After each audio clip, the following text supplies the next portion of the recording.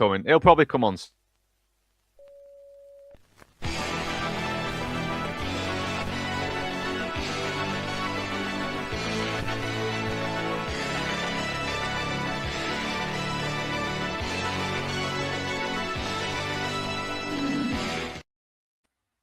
Sorry, wrong entrance. I do apologise. We're starting here we are. This is the right one.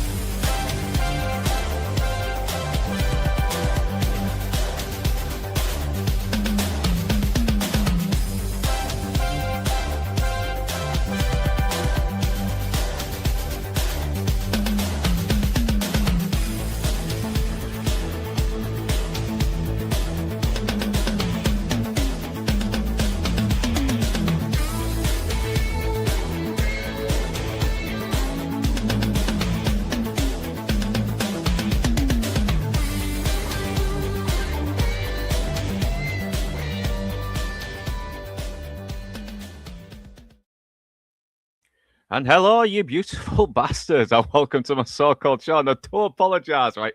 Mental note, change the intros after you end the stream. Sorry. But glad to have everyone here. And hello, I'm Ortig. I'm glad to have you. Glad to have you. And Kung Fu Hot Dog should be showing up soon. Yeah, we're starting off a little early because fucking I've got a lot of stuff done already. And it's, I don't know, sometimes you once we want start to fucking talking, get we get something done, excited. don't you? Yeah. Once we start talking about the episode, like if the conversation intensifies the way it did today, we always end up going on early because let's face it, we love the show. And hit the like and follow if you're coming through later, please, for my friend Northern English Bastard. He's far too modest. This is a great show every Sunday evening in the UK or in the afternoon here in the United States. You can get like a great transatlantic view of an American cultural TV phenomenon. We've been very dedicated to this review. We haven't missed one in what is this, like week 26? We love that you guys are reacting to it. Please hit the like and follow to expand Northern English Bastards reach and bandwidth, and share this. Just share it off the browser. If you're here now, just write to X. You don't have to do any more than that. The like is the super chat you don't have to give, but on behalf of my friend, if you want to give him money, I think he would take it. Yeah, thanks very much, man. So yeah, You're too modest. We're to like episode 20 now, aren't we? Nobody Lives Forever. We're nearly at the end of season 1, and I'm going to have to start organising the other episodes. I don't know if I want to have a little break for a while and start in maybe a couple of months, or maybe just keep on straight away. I might just do that anyway. Fuck it. Even it's probably going to bleed into the Halloween season and the Christmas season. I'll do it anyway. Sorry. I got a suggestion. I got a suggestion. You ready? Yeah. Do the Michael Mann movie that interfered with him being more directly involved in any production every year. So this year's movie would be either Manhunter or Last of the Mohegans. Both good movies, both very fast. I might do Manhunter roundabout. I don't know if I might do Manhunter on Halloween or maybe soon. That's anyway. Yeah. Or you've got a lot of perhaps Last of the Mohegans, which is a fantastic story, or any other Michael Mann movie of worth. Heat is his only really long movie, and that's crazy. That's like when you watch Mahler's 3-hour Star Wars thing. It's like 3 hours of public fair use. So with Mauler, it's like brilliant, like putting it together. With Michael Mann, he's addicted to the 3-second cut. So it's just like 3 hours of like, it's a good movie, but it's so jarring. I have done Heat already with Lord Toxic a couple of years back. If you do check it out, please do. And I listened to Lord Toxic, an actual army man, talk about everything that that movie gets right, and pretty much a big percentage of it does get right. Even fucking Hannah actually taking the risk of blowing off Tom Seamore's head while he's using the little girl as a body shield. So yeah, a couple fucking do that, no doubt about it. So, but it's like, fuck the little girl. I want to get the villain. If she gets in the way, it's her fault.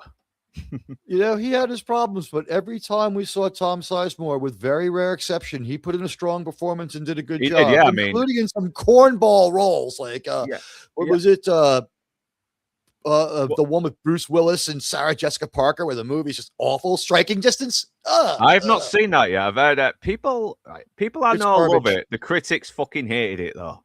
You know what? She looks good in a bathing suit, but they body double her and show her from so far away. They didn't pay her enough. I think there's a love scene where she's doubled.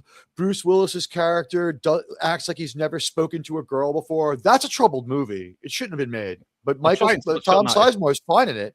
Yeah, I will try and touch on that later when I get to see it. But yeah, we're going off on another Michael Mann movie, and we'll probably find another stream to talk about that. But yeah, this episode is episode 20, Nobody Lives Forever, and this is where 3 fucking nut jobs who are probably drugged up nihilists who have this this kind of lust for risking death because, I don't know, they're crazy as fuck, causing trouble across Miami, and Sonny is also distracted by hot 1980s Kim Greist, Brenda. Is it Kim Greist? Kim Greist? Kim Greist or Greist, I guess you would say it. I would just say this again. They're hung up on an Amy Mann looking style girlfriend for Crockett. This is the second time we've seen him shipped with a woman with short, choppy blonde hair. And she's nothing like Caroline, except for the fact that no one has had any kind of figure yet. You would figure that he would have some sort of like basically, Gina is like his home run of the show so far. Yeah, and this kind of we'll touch on Gina a little bit at the moment as well. But this is a very sort of it's a very average episode, and there was one scene where I thought this could have been sort of edited a little bit into the episode a little bit later, or maybe a little bit earlier. But and there might have been. It's not really a best episode. It does feel very much like filler, especially in compared to the much better episodes we see later. But we do still have some good. We do have Izzy showing up and everything, but you know what? Let's just jump into the episode now. Let me get my. I don't want to steal Kung Fu's thunder too much because this is usually his point, so I'll give him credit while you grab your notes.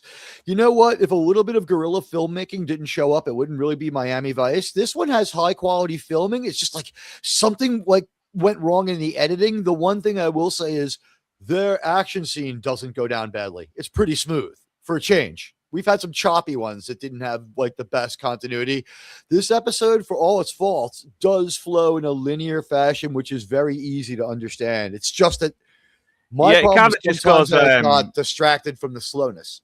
It does have a flaw, we'll give it that, but it does get straight to the point as well. So yeah, let's get the window open. I do apologize. Yeah, we don't have a deep point, guys, on this one. The point is that if you live a violent, give no F's life, and you behave terribly, and you just keep doing terrible powders and potions that are going to make you insane. See, it's still under 15 minutes. See how considerate I am? Powders and potions that may make you insane. You know what? If you live a life like this, going from carjacking to carjacking, another brand new crime. Okay, this becomes like a triple felony in around this time because a carjacking. All right. I mean, I thought new crime. But the gang really aren't that fleshed out, are they? They're just a bunch of nutcases, are they? And that's it. You could probably, the personalities are pretty much the same. They're crazy. You know, they see death as the ultimate rush. They're all drugged up. They're high. They're really unhinged. And look, they're even waving shotguns at just passers-by, just trying to do their jobs. And yeah, even causing them to drive off the road. And look, even when they're looking up at the sky, I mean, you can tell they are high. They are high. And they're living on the edge of 1980s society. I don't know how to explain this. This is now episode. Kung Fu Hot Dog. Here he is. Hey, here's Kung Fu. Hey, There you are. What's his head? There you go. There he is. What's up, handsome? Yeah. Oh, well, he's not talking to you. Everything is good, sir. But I love the beard. Love the cat weasel going on the silver. No, not so bad, man. Not so bad. It's summer season. Beach fuzz. You know what? It's my Riker look. When I go down to the holodeck later, you should see what I'm going to do. Yeah. Now, because I missed the first few minutes of this live stream, Teague, what does that mobile remind you of? This car right here? Yeah, it's a reference to another movie. Do you know what movie I'm talking about? Are we talking about a movie from the time, or are we talking about something that comes later? From the late 70s. I think it's probably from Fast Times then. No. It's not. No, that was early, wasn't it? Maybe a couple of years earlier before. Animal House. Okay, yes. I think that's what they're referencing. They don't have the self-deletion doors that open up forward, so that you can't bail out of a car that has the self-deletion doors. You see how good I'm doing with the YouTube practices until we hit minute 15, where I'll start dropping F-bombs. Yeah. Oh God, these punks right here, you just cannot take them seriously as crims until they pull out the guns. I mean, I knew an art student in 1986 who dressed like this. He was called Casper, and he was a very angsty art student. He was pretty funny, actually. Yeah, we must have got on the right kick watching this, unless he got inspiration from this, because these guys are just they're just not giving a fuck with the way they dress, everything. I mean, they even look like they haven't bathed in days. Can I just say it? It's homicidal Ducky from Pretty in Pink. I mean, did the movie come out yet? He even looks a little bit like the two Corys mixed together. He's a little handsomer like Corey Haim, but he's got the weird hair and awkwardness of Corey Feldman. We've got both Corys blended together. The guys wearing that hat and that floppy hair, it was the big thing. Yeah, the hat he's wearing a pair of panties over his head. I know it's funny. So and this is where they spot this Morgan, which becomes kind of the secondary villain later on, and they go to rob this guy, and he's like very, very stupid, and the hitman goes to shoot at him, but Snake comes over and blows him away with the shotgun, and he then shoots the guy and then goes, "You ain't so bad," and then shoots him again, which apparently is a bit of a reference to Bernie Getz. That is that. I'm glad you caught that. Wow, is that famous? How much did you have to research to find that one out? That is one of the most infamous lines in New York City criminal justice history. Quick one. Can I give you 25 seconds on Bernard Getz, just so you understand? Yeah, because he was a vigilante, wasn't he? He was absolutely a vigilante. Whether or not he was justified was something that people debated. And you can look at the way society has gone in America by looking at the 3 or 4 trials of Bernie Getz. First time, no one thought he did a damn thing wrong. He walked out of there and they were just like, look, you can't own a gun again, and calm down, and you're on probation. They retry him again because there's no statute of limitations on like murder, and like there's like a really long statute of limitations on assault. Now, I do not believe any of Getz's victims died, but one of the things was there was a guy, I believe his name was Darrell Cabey. Forgive me if I have that name wrong, but one of the victims, what happened was Getz had been robbed many, many times at Screwdriver Point on the subway, and he had had enough. Many stories say that he engaged in something known as angel dust before he got on the train with a weapon, and that he was basically on a search and destroy mission. He was looking because he had been bullied so badly. He was just like, well, here's the shirt I get robbed in when I wear it. Here's the pants I wear when people come after me. He dressed. Look at part of it was the way he was dressed. All right, here's the thing. He was looking to attract an incident, and when 3 guys stepped to him looking to take money off of him, he kind of baited them in there perfectly. He also may have ridden the subway as long as it took to draw them in. And when they stepped to him, he was like, you know what? I had enough of you guys. And he fired at all 3 of them. And like a couple of them retreated. He was most controversial was one guy was wounded on the floor. He stepped up to him and goes, you look okay. Here's another. And he drilled him from point blank. That one is the one that has the strongest case under American jurisprudence for what's called premeditation. He had a chance to back off, and he may have overtaken the aggression. Yeah, they stepped to him.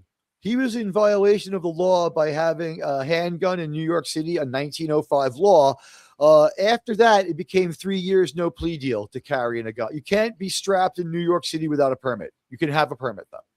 Yeah, that's why we have Admiral T, because he knows this stuff. And when you talk about the whole giving the chance to back up, it does almost remind me of Joker a bit as well, because when he guns down the yuppies, he chases the other guy down and then guns him on the floor. And it's as soon as you mentioned that, I thought, fucking hell, was that an inspiration for the Joker as well? I don't know. What's more alarming here, in this food shack, they're selling hot dogs, not hot doggers in one word. So that's right. It's spelled correctly as far as I'm concerned. But you know what? Nice little reference to my one of my favorite YouTubers I like to hang with. I have no idea who he's talking about. No idea whatsoever. Let me just drop something quick on you guys that we touched on as Kung Fu came in. Carjacking and car theft comes into this one. They don't actually throw anyone out of their car, but we've seen that happening here and there on the show along the way. This is a new crime that people are starting to come to terms with, and they're starting to change the penalties on it. If you were to carjack somebody at gunpoint, take their vehicle, they started to view it as a burglary combined with a grand theft, combined with a kidnapping. So their view is like, you wrap 3 felonious acts, which is 21 years in jail under American jurisprudence anyway, unless they combine them. There's creative sentencing, but this is major life-changing crimes that we're seeing, especially when you jack someone out of their car. So they're starting to touch on how America is having this. Now, crime is plateaued high. It's about to start dropping off and continuing to drop off, which it does to this day. There's been a few spikes in here and there, but for the most part, crime has dropped off since this era. So different outlook towards crime and the proportionality of retaliation. Yeah, fucking hell, that's very well. And PB's just also mentioned the position of the stolen car, abandoned at the water's edge, was angled at nearly 45 degrees. Even the set design was meticulously crafted to stylize the image to perfection. Yes. So yeah, that's fucking nice, that as well. So yeah, they blow the hot dog stand, they kill this guy called Morgan and rob him, and then we get to the intro, where these lovely ladies who we've seen 1,000 times never get tired of walk out of the hotel. Well, they may have gotten old, but we never get tired of looking at them. Yeah. Those boobs are probably a lot lower now. I mean, they're probably in the 60s. No, we love you. We love you. If you're still alive, we love you. We love you. You're iconic. You're iconic. I've lived in Florida. Those boobs are still where they were. They're just not the same boobs anymore. They're younger than anyone on this panel. They're just on a different body. That's all. So.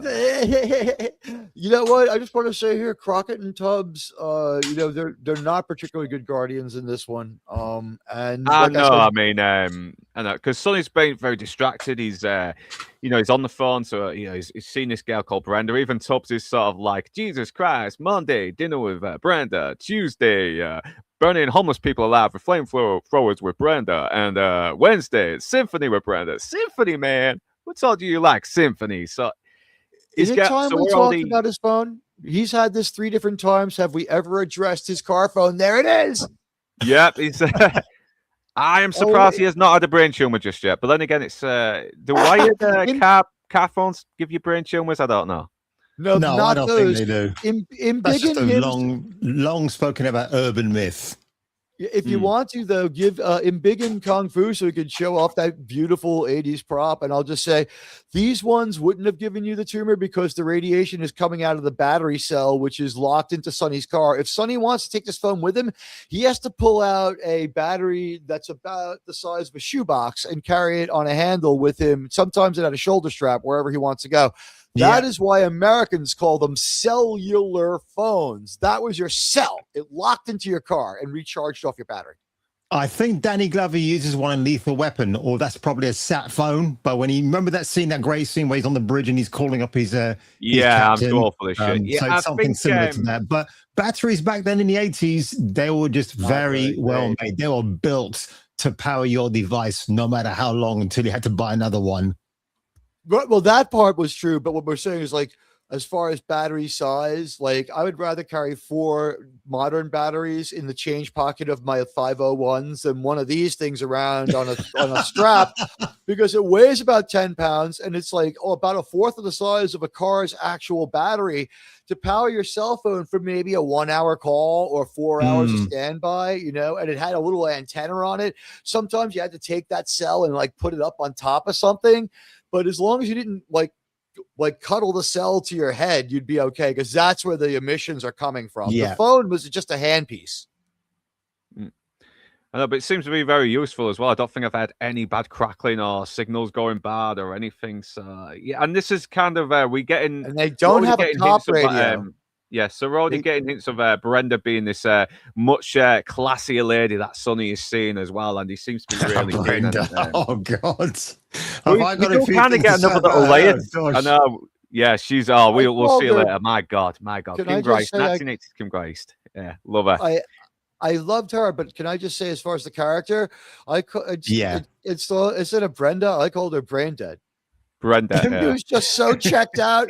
Did she have any idea that her boyfriend had a high commitment, dangerous job when she like? Yeah, no, she could. But I'm a bum. Idiot. I know. Yeah, I know where you're going with her character, Teague. I'm in total agreement with you. Yeah, I was starting to think that as well. I mean, Jesus Christ, do you not realize this guy is fucking risking his life, and you're kind of enabling him here? Because are we ahead of Are we ahead of what's the Glenn Close Bunny Boiler movie? Is that Basic Instinct? Fatal Attraction. Fatal Attraction. She has the same hair. She has the same figure. They're trying to make her look like her. Fatal Attraction, I think, was 87.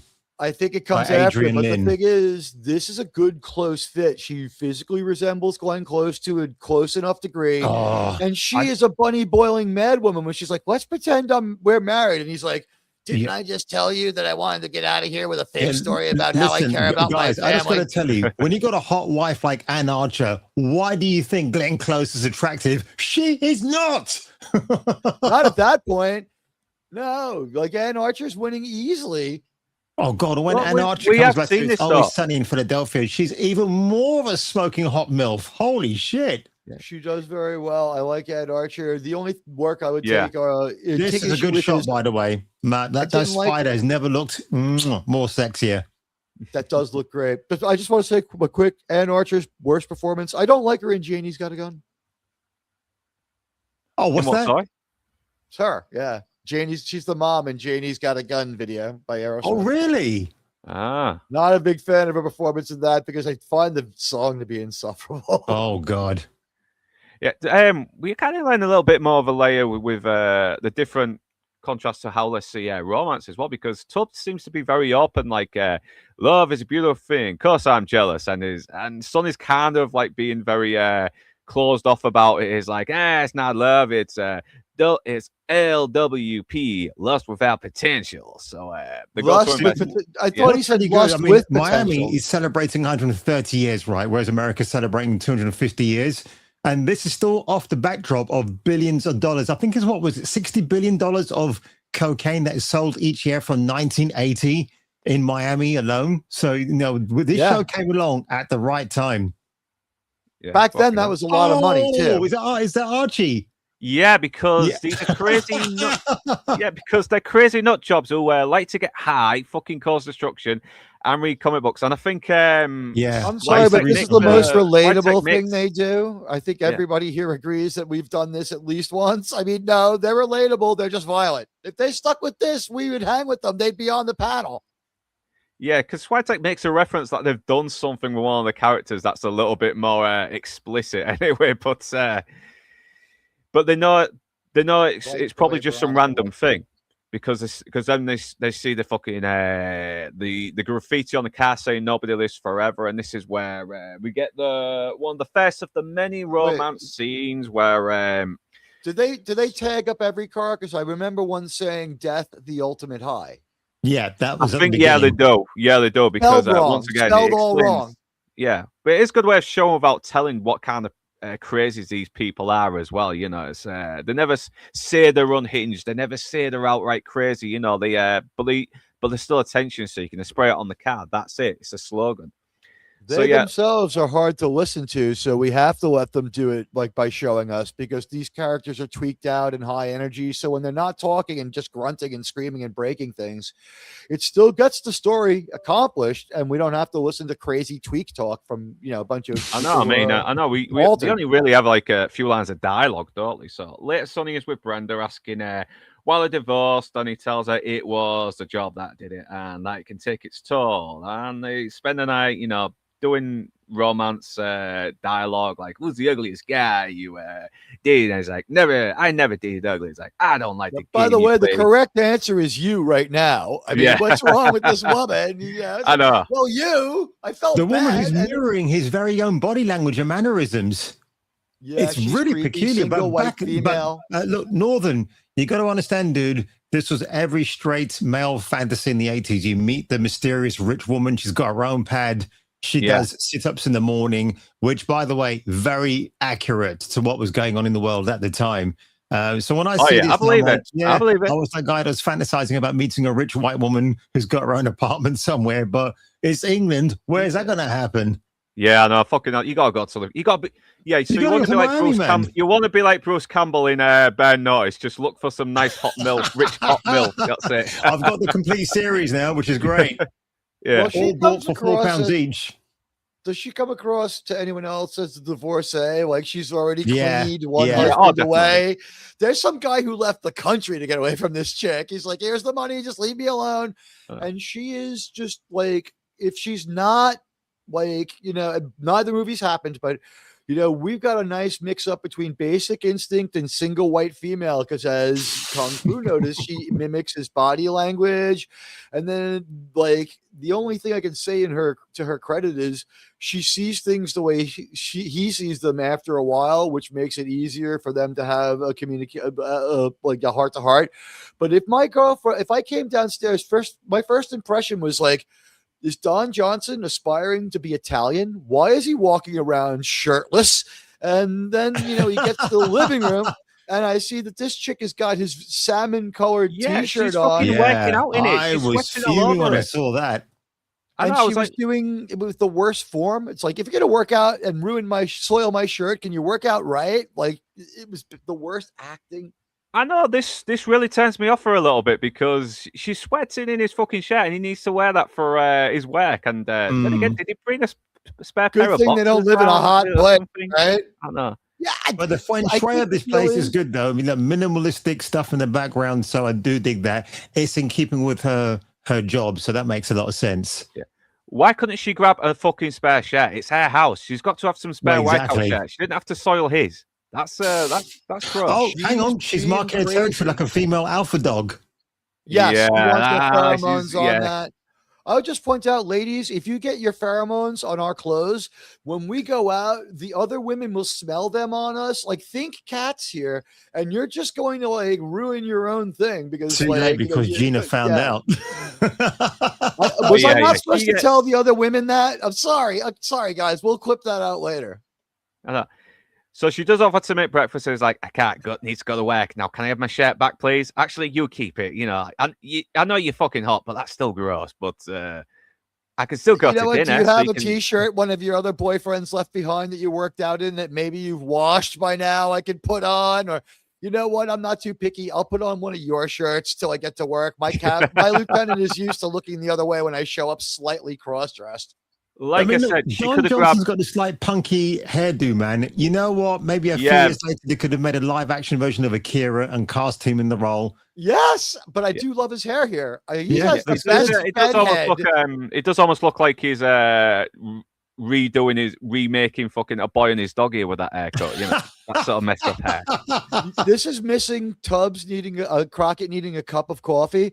The only thing that makes sense is she's working out and he's hacking up a lung because he smokes one cigarette after another. What does she see in him? Health nut, chain smoking, drunk? Yeah, because he lives a dangerous job. She's a very sheltered, high classy woman, and he's this kind of dangerous guy. That's why she's going for it. And the best coffee in Miami is Cuban coffee, but I bet it's the concentrated version of it. I learned this recently. Yeah. As a Cuban myself, I only drink Cafe Bustelo. Yeah, I do like this. This does make me laugh because they're just trying to check the doors are open on all his cars, and then they decide to just smash the fucking window on this one for some reason. They could have done that with any car, but no, they choose this and they go off speeding, don't they? And this is where Gina's starting to wonder: is this really a random thing? Tubbs tells her, this was very awkward. Yep, and she's real puzzled on the carjackings, and Tubbs tell her, they're random. Gina then asks, where is Sonny? And Tubbs like, he's at the dentist, so he's trying to protect his friend. He knows these two have had history. Who is still hurt. I know, but she figures it out straight away who's got the toothache, Brenda or Sonny, and he tries to sort of like change the conversation, you know, hey, that's sons, and she's like, no, who's got the toothache? And once again, Tubbs is being a bit firm with her, saying, I make it my intention not to get involved because he seems to be seeing someone, he seems to be very serious about it, and he's not trying to interfere. And she's being a little bit jealous and petty because, you know, they've had this casual thing that wasn't really that serious, but she's really taking it too serious now. And we have seen Tubbs Crockett blow off hotter chicks at the marina. He's like, yeah, take off, baby, or I'll feed you to Elvis. And for this chick, he's going head over heels. And I do like that Tubbs is covering for him. Yeah, he is. Philip Michael Thomas sitting down and in the background a lot in this episode until we have to absolutely do it. And then we try to double him. I don't think he's 100% back yet, but he puts in a strong performance, and the way they have him play it, as he is already like, they have gelled together extremely quickly. I'm supposing that about real time has passed since the first episode. He has shown that he can pick right up on Crockett. He's not going to report him. He's not going to say, I want another partner, but he's like, why don't you take a couple of days off so I don't get hurt? You're really like, sucking wind trying to this help job, him. He doesn't bro. want to. I know, because he doesn't want to be an asshole and say, hey, you need to dump Brenda because she's distracting you. No, he wants his friend to get whatever he needs out of his system, spend some time with her, relax, and then get back to the job. And even that kind of doesn't help, but he still sticks by him. I mean, even when fucking Castillo berates him a little bit earlier, it's like, you know, he still sticks up for it. He's telling him he wants him to finally do some freaking office work, really berating him, right? And he's like, Switek, Zito, you take Tubbs, go down. And Sonny looks up at that moment because he's distracted and smoking and not paying attention in the meeting, which might have been the last straw, by the way. And here's a mistake that Gina makes because she's wearing her hair up. If she really wants Sonny again, let your hair down, love. Look like $1 million. And then, you know, you're something a little bit more what revealing. he's missing out on. Yeah, something a little bit more revealing as well. Yeah. She does look very business-like. Back it off for a while. Yeah, she does look very business-like and classy, but yeah, she is really petty in this episode. She really is. It's like, it's because you've just been rejected a good couple of times now by Sonny. I think you'd get the fucking idea by now, and maybe move on to someone who actually probably will want something serious with you. But I think we're going to change it again, but we have an in-world for this. Her hair was changed for the home invasion episode, and she's kept that haircut. Yeah, probably. Yeah. We she saw probably it in World. They wanted us to know, but they really wanted. I mean, maybe when she came to work with the new haircut, they were like, "You look really different. We need to put this into the show," or they just wanted to like evolve her style and it worked naturally into the show. I'm just not sure. But at the end of the day, we get ad hoc cinema verite, which is a couplet that I didn't mean to rhyme. Okay.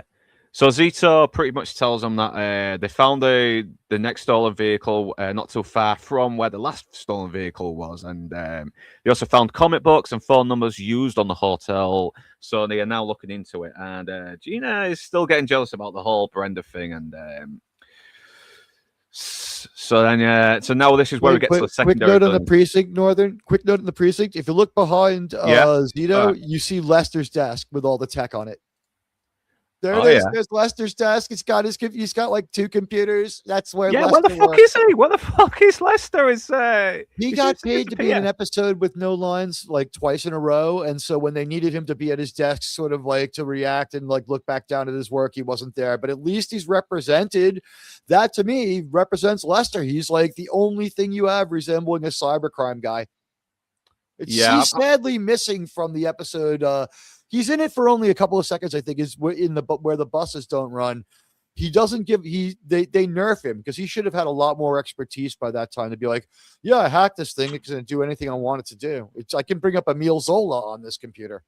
Yeah, I can't believe I forgot about Lester. But that's the thing, because he seemed like he could have been a good little character. He had a nice little sort of like put upon. It was kind of like Q in a way from James Bond. He's kind of put upon by these cops who seem to just crack wise about the business he does. But But sometimes the lieutenant just gives him the gear anyway. You know what I think it is? When we see him, he doesn't have a lot of lines, but he's real self-assured. He has a lot of camera presence, and when he speaks, it has some impact. And he explains a lot of tech talk. He's also their Scotty from a Star Trek perspective. Yeah. So it's a little bit of a heavy lift for Lester. My guess is this. He's probably a pretty good actor who has a regular gig, and they have to throw a ton of money at him and compensate his understudy for whatever like live play he's probably doing, and possibly fly Lester down from New York just to say, this tape recorder is turned on by the sound of a voice, because that's brand new. Like, so he had a heavy lift. So maybe Lester is probably an in-demand actor is my guess, but he's probably might be. Here. Or maybe they just couldn't find anywhere to fit him in the episodes most of the time. They had a little actor with a character that they were where they were still trying to find the feet with the series, and they just couldn't find anything else to do for him here. But they've got their squad room down. Castillo's office always remains an outlier. It stays, I think, pink or pastel, but the office, it now most of the time looks like a pretty gritty bullpen. It's not filthy, but it's nobody's home, as I've said a few times. So it works now. It looks like a place where you would walk in and there'd be cops. It didn't look like that a couple episodes back.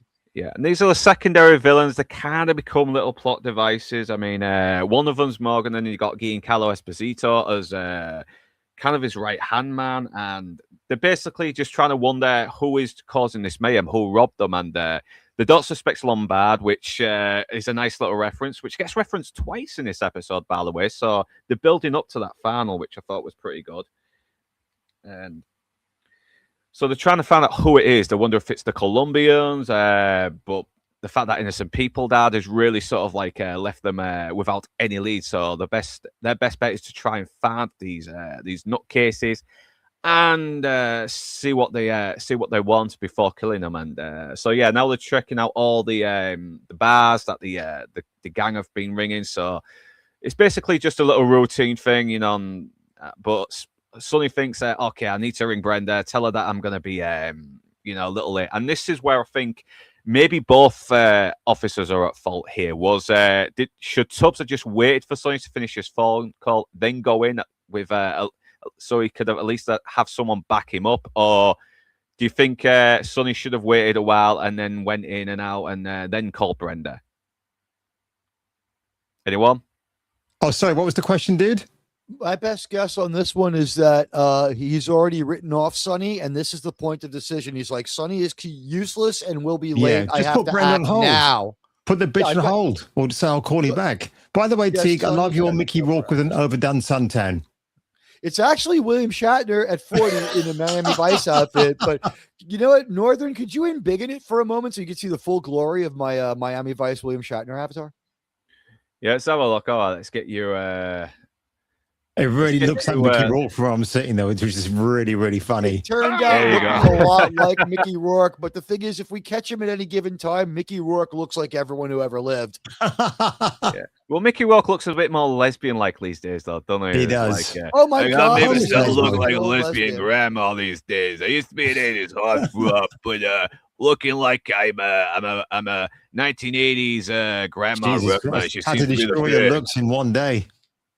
Yeah, you know, he does look like a bit like a 1980s lesbian grandma, and I could just see it's like, Grandma, how is it that you ended up like this? Like, Grandpa and I are old hippies. He's what you call a swinger. It's not like you think. It's not. Yeah, I should not got in that fight when I was way too old for it. So that's how I fucked up my handsome face. I really look like Johnny Handsome now before he has the operation. So. You know, you bringing on that imitation, I have to say real quick, and I'll mention it again later when we punch out of here. But wow, I Play Rocky. What a great video! Oh, God, yes. I saw that, man. I saw that. Oh yeah, I was getting fucking hyped for that trailer too, man. It's. I hope it's good. Even if it's really well. Your best decision was to show him as Pacino. To show his range. That guy is good. Thank you. That honestly, I don't know if you agonized over that one, but when I saw him as Pacino for a moment there, I was like, okay, he just proved to me that this guy is convincing and has range and has method and he's a really dedicated actor. And he's physically different as Pacino. Yes. He's like 25 pounds lighter. Actually works right out up here. Yeah, you can tell. Good. He's just wearing the tank top through the whole thing. I know, and he's got the mannerisms round everything, the sort of Italian swagger, you know, the working class Italian Chicago swagger is like, yeah, I play the role, okay? You know, you can throw a lot of money at me, but and I'm never going to forgive Rocky, Bill Clinton for destroying Hell's Kitchen. The last vestige of what America was, he just wiped it off. Boo! I had to watch that happen. It's a place where a lot of my friends lived, and I loved Hell's Kitchen. It was there was a point there in the late 80s to the late 90s where it was the place to be. Mm-hmm. Abel Ferrara filmed around there. He did. Yeah, he did. He loved that. He loved 7th Avenue in Midtown, and he also really loved Chelsea and all the various nightclubs going on location or exact replication of, like, say, the Limelight. And by the way, if you want to talk about somebody who's been in entertainment a long time, watch Bad Lieutenant. One of his sources is none other than RuPaul. What? The person, when he walks into the nightclub and he's doing the mysterious powder, and she's like, "Go ahead, do a monster." He's like, "Whoa!" And then again, when he happens upon 2 people who've been killed, the woman whispers, "This woman, it's RuPaul," whispers in his ear, you know, there's Kia Coke in the backseat. That part where it's like it just drops on the street, and they're like, the cops are looking at it, and like a couple of them are figuring out the lieutenant is dirty, and like the regular cops like, "Lieutenant, you seem to have dropped a ginormous Kia cocaine." He's like, "That's worth almost $80. Give that to me." Yeah, that's a fucking ash movie, that as well. It's not a barrel of laughs, but we'll touch on that later because I love that movie. Miami Vice. Some of those cops worked with my father.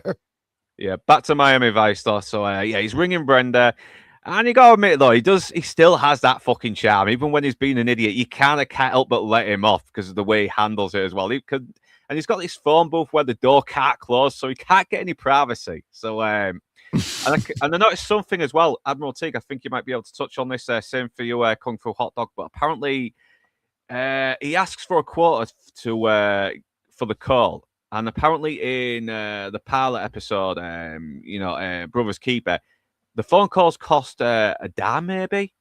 But that's 25 cents. It's colloquialism in America. It's colloquialisms. Here you go.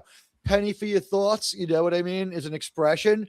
So from about 1895 or maybe World War I era, when telephones show up, we're talking the telephone's 1880. So when you guys out there want to buy a microphone, remember that technology is 140 years old. Tell them to go fuck themselves at that price. But on the other hand, the thing I want to say is when we need the quarter, that is because the price of a phone call goes from a dime to a quarter in about 1981 or 82. Before that, it was a dime. So we're talking America goes from 1900 roughly to 1980, 82. So, 82 years, it encapsulates how many people's lives. Think about how many people lived and died in that time. It involves 2 world conflicts that shall we just call them the Great Disagreement 1 and the Great Disagreement 2, and the Second Great Disagreement. And it was a dime that whole time. And the thing is, proportionally, it made sense. At first, it was the cost of the network. And of course, it would cost you a little more. And maybe you got a little more time for your dime, but you had to throw a dime in there.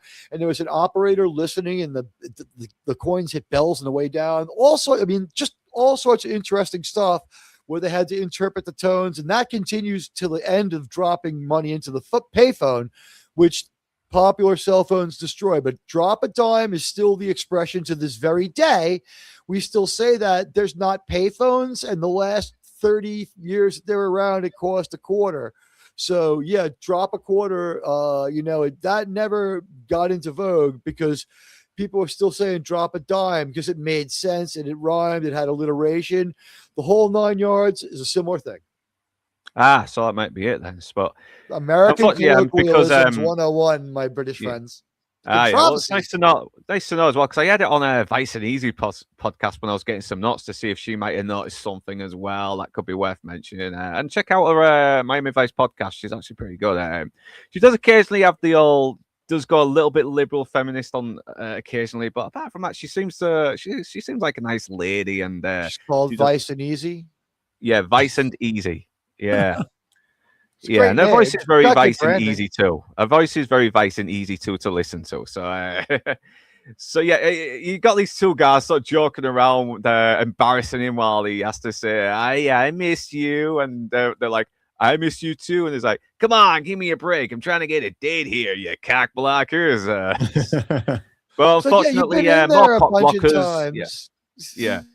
But unfortunately, more cock blockers ruin the love-ins because one of them starts wielding a shotgun, blasting at people, and she hears everything, and they get away. And now they know what they look like. They've seen what the gang look like, and now we got them doing the sketch arts. It's like, it needs more chin. And and this is where we get Castillo saying, "Why weren't you at the club?" And Tubbs just stands up for him, doesn't he? He stands up for him, and but then Sonny's like, "No, don't take the fall for me. All right, I fucked up. It was my responsibility." So it's basically like the super cop thing in Beverly Hills Cop, isn't it? Like, and Tubbs is like, "Well, you see the super cop thing, it worked. It was a perfectly good lie, and you fucked it up. Thank you, Sonny. I was trying to help you there, but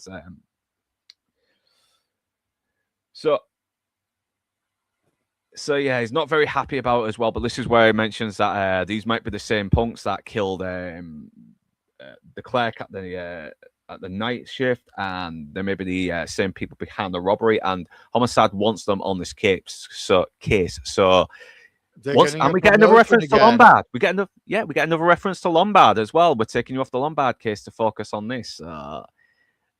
And this is where it gets that weird little edit as well. We got this slow moment where he's talking about, well, I screwed up on the job because I was focused on you. And Brenda says she was glad. Wait, you was glad that your boyfriend nearly got fucking killed because he was focused on you instead of doing his job? What the hell, woman? Anyone comment on this? Hose didn't exist before at this point or something? Yeah, this is where I tell Brenda, you know what, baby? There's like 4 chicks at the marina and Gina. You know what? I don't need this kind of noise. Like Tubbs is my boy. F you. I leave at this point.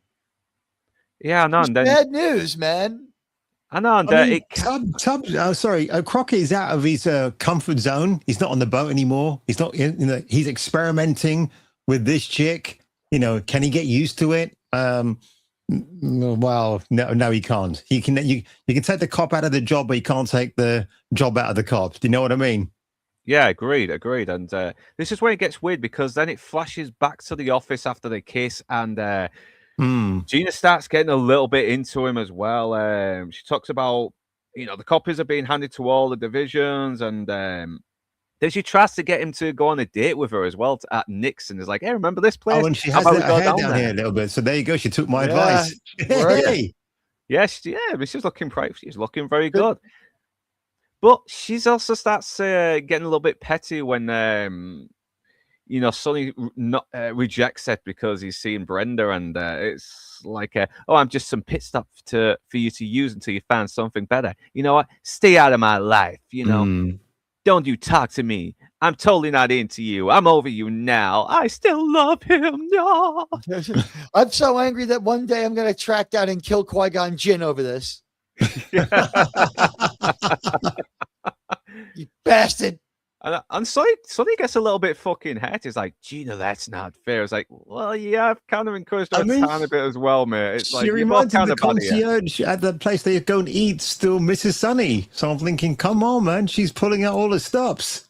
I know. It's like, maybe it was best they didn't get together. That's a good pause. Man, Gina's looking fine. She is, man.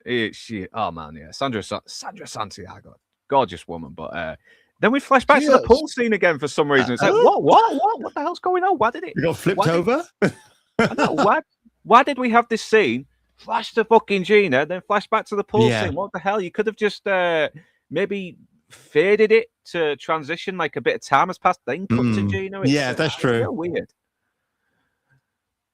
But back this to Brenda. Bothered me. It was so dumb. Do these people know anything about the nature of fire? I know, it's like he's smoking in the pool, and everyone's like, yeah, well, I gotta smoke, don't I? Gotta keep myself wearing and keep my voice nice and gruff, because despite my youthful looks, the gruff voice is what gets the panties wet. Oh, yeah. Where is he ashing? You pig. In a pool. I mean, nice. Jesus Christ. Were you born in a barn? Oh wait, Don Johnson. Yeah, probably was. I literally played a lot of football in that barn too. You know, that's why I got my bum knee. So. The thing is, Don Johnson literally was born in a barn and dirt cheap, so we applaud his success story. And I just want to say here is like yet another time where we just throw it to Don Johnson to carry this on his looks because the dialogue is thin. He's acting in a way that's inappropriate. I might have protested smoking a cigarette in the pool if I was an actor, not even just because it's the 80s. It's like, it makes me look trashy. People get, where am I ashing? It's like, how stressed out am I? If I need to have a prop, give me a drink. You know what? Sitting in the pool at the edge of the pool, having like a drink, maybe a bourbon, something with a little more sophistication than a beer. And like, if I'm going to have this conversation with this crazy woman and like, we're going to try to pass it off as like, who's afraid of Virginia Wolff for 5 minutes here to buy time? Like, can I please have like, a little bit of common sense to it? Do I have to like be soaking wet, smoking a cigarette? Do I have to appear that high strong? I think he's doing it just to get revenge on her sweating in his fucking shirt the morning after. It's like, yeah, that's what you get for sweating on my best salmon shirt, you bitch. So they've accelerated 10 years down the road of dysfunctional relationship in just a few hours. Yeah, so basically she's talking about his relationship with Tubb, and I was like, well, nothing's going on between us, okay? We had that one night. We were really drunk, but we don't talk about it, okay? So, but it was special. But that's it. It's like,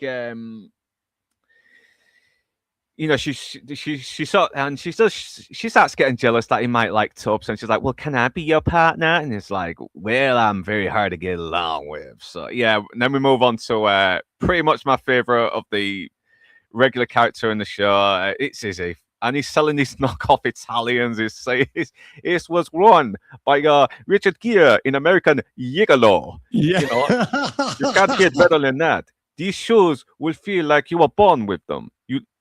He's really doing this. His little scam and everything, and we love Izzy. I love Izzy. I just love Izzy. What a fucking unapologetic scam artist he is. And let's not forget that Giorgio Armani dressed up Richard Gere in American Gigolo, starring Lauren Hutton.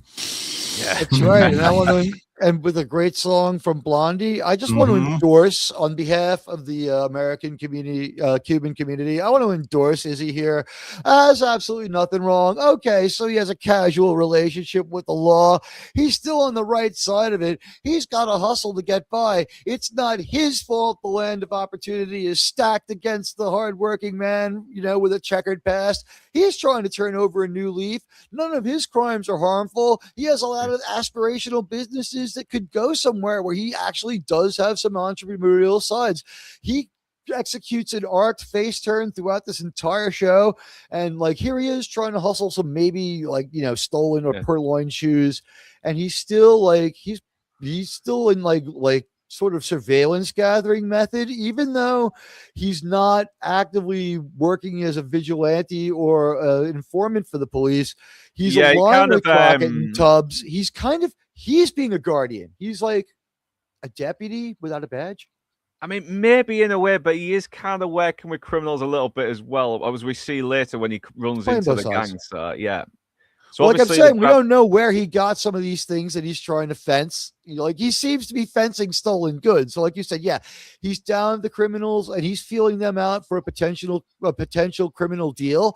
The thing is that they are so evil and he is so gray area that they offend his criminal code. He's like, yo, I don't mind moving stolen goods, but these guys, like, they hurt people. And the episode starts to make more sense now as the plot stabilizes with the reason these detectives can't track them is that they've gotten a little better at pattern recognition, but these guys don't have a pattern. They go on a random rager. They get whacked out to the point they go nuts, and then they go on a violent spree where they have a semi-targeted crime because they go around aspiring to be assholes all day. But then when they see the opportunity and they decide to pounce on it, it could be 3 a.m. on a Tuesday where Miami Vice doesn't really work, or it could be 2 o'clock on a Tuesday where, Vice could catch him.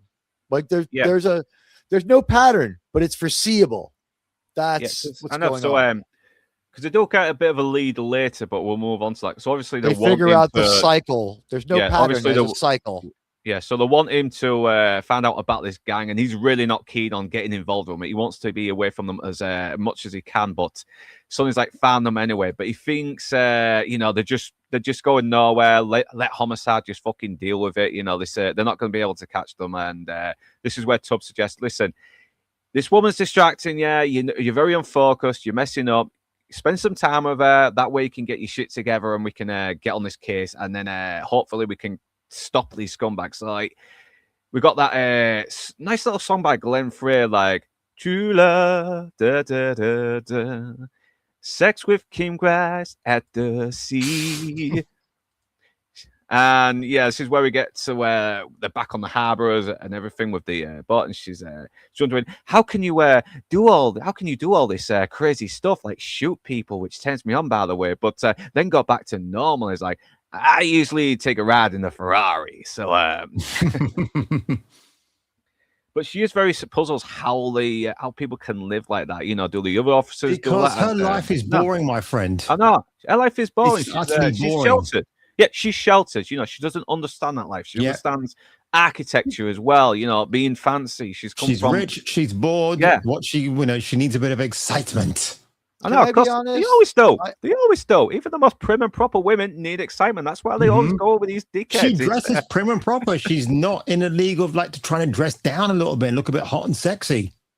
She does have really nice outfits. Can I point out something, though? Do any of us know what it's like to get frustrated and go to the police motor pool, get a cigarette boat, and rip around the harbor at 200 miles an hour till we feel better, then pull it back into the docking slip, jump into the impounded Ferrari, drive it back to the confiscated houseboat so we can sleep it off? I mean, I would like to deal with my problems with those set of assets. So I don't know if anybody really knows what it's like to be Sonny except Sonny. Because even Tubbs is like, I guess I could go to the carpool and just take the cigarette boat out to Cuba all night and go on a Ranger over there, or I could just go back home and go to sleep. Maybe I won't break several international laws. But Crockett, don't worry about it. He's going to grab that cigarette boat from the impound yard and he's going to go rip it. There were so many newsworthy things in this one. I guess you would get away with borrowing the impounded stuff. That's not the biggest deal, but some of the gun brandishing in public, people not think it was a big deal that a shotgun was pointed in your general direction in that restaurant later on is going to be. Oh yeah. I was wondering that tearing us out of the story. There is a few lapses of logic as well. And she does sort of ask about the officers that feel the same way. I was like, yeah, well, they have their different ways of doing it. But then she touches on Gina and he's like, well, she's a friend and we're always there for each other. And it's like, yeah. Thanks for implying that you've already shagged her. And she even knows, even though she asks, she knows these two have been bumping uglies a couple of times. But she does she kind of gets a little bit jealous herself. So they're attractive people. They're bumping attractives. I mean, she's looking at Sonny Crockett as future husband material. He's made it very clear, I can be trouble, honey. Yeah, well, she's a shit judge of character because he is not fucking marriage material. He's not. I mean, he's a guy who lives for the danger. He's on the edge. He lives to be. He lives for it. That's his job. That's all he is. That's what gives him meaning. She could. She's over romanticizing him as well because she wants to. She is in love with him. The thing he has going for him in the perception of dating in America is that he was once married and he does pay his child support and cares about his son. And we can assume that we don't see it, but he doesn't miss 1 minute with the kid and he brings him to football games and he's like, hey kid, you want to go to the arcade? Hey, can your old man take you out shooting pool or whatever inappropriate kind of crazy thing that Sonny does trying to be a flawed parent. So he was once married, so even though it doesn't work out, it shows that he can commit, and maybe he's grown up. So that might be where this woman is coming from. Yeah, I mean, because Sonny is a romantic, really, when you think about it. He is. I mean, he's got a heart. He's got a heart in there somewhere. Tubbs is a bit more open about being romantic, but he always kind of tries to play the hard nut, but then eventually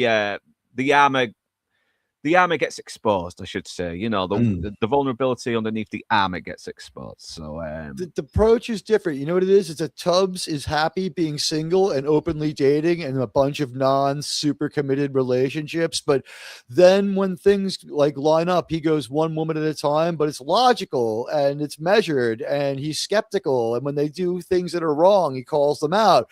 With Crockett, when he dates is either like dating everyone under the sun and being a jerk to them when he can't remember their name in the morning and telling them to get the hell off his boat before he feeds them to Elvis. And it doesn't jibe with when he becomes head over heels in love and breaks a lot of laws, or looks the other way and lets them break a lot of laws, like we see in a couple of different episodes. Melanie Griffith and the New York episodes in particular, where there are women just doing insane things. And he's like, well, you're pretty good looking, so we'll just forget about that pile of corpses. Yeah. So yeah, the gang are all wondering if they should leave Miami. It's like, no, we're not finished with this place. We need to do some more crazy shit. And he starts doing this fucking weird thing with his. The layout of this table is great there with all the condiments. I really appreciate that. Yeah, I mean they're just messing the whole place up, aren't they? I mean, this is Reservoir Dogs. This is Pulp Fiction. Quentin Tarantino loved Miami Vice. I'm progressively more convinced, but also Don Johnson's in a Quentin Tarantino movie, so it makes sense. Yeah. Fucking Big Daddy in there, Django and Shane. So. Memorable walk-on where he was great. Yet, though. I'm surprised no one's called the police on these people yet. I mean, it's destruction of property, isn't it? Not only that, they're brandishing weapons. First of all, they're acting so crazy. All right. If we look closely, he's not smoking a cigarette. He's smoking a joint. Okay. He might have a cigarette, but there's a joint going on there too. Look how sus that cigarette is. It's tiny. Yeah. It has really no like a little roach, isn't it? But it might be.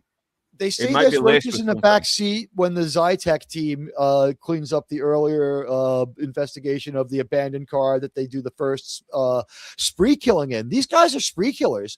They're drug addicts, spree killers. There is no pattern. There's merely a cycle. And it could just start and kick in, and every time. That's what's throwing Crockett and Tubbs out of whack of stopping this sooner.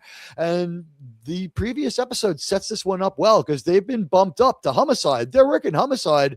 So they're like, we are only in Vice because there's so many damn good homicide cops in Miami, but they need us on this one. So like they're showing skill by being in this division, but yeah, they're smoking weed in public. This was not tolerated in the 1980s. It was not the 1880s. Okay. It's been illegal for a long time and they're smoking it in public. I don't care if you're in Miami. It's actually a fairly conservative state. So this is crazy. They're loud. They're obnoxious. They're inappropriately dressed. I don't know why anyone this tweaking would want food. I would get that to go. Maybe he's getting high on the marijuana so that he can come down enough to eat the food. I don't know. It's crazy. Yes, so then the other guy makes sense with these characters, does it? I mean, they're just crazy. That's it. They're just fucking nuts. But they also show their weapons too much. If they were merely loud, rude guys, they'd be ignored. But it's just like they're loud, they're rude, they're unhinged, they're obviously tweaking and intoxicated. And it's like they've got a pump action 12 gauge. They've got automatic pistols. They're sitting around acting nuts.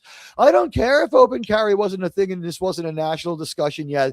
This doesn't work in a modern American narrative. Like this would be drawing attention in any state because there's so the mentality, Teague. You walk around, you get a blast on your shoulder. Why can't you do this? Except it's a bit more extreme.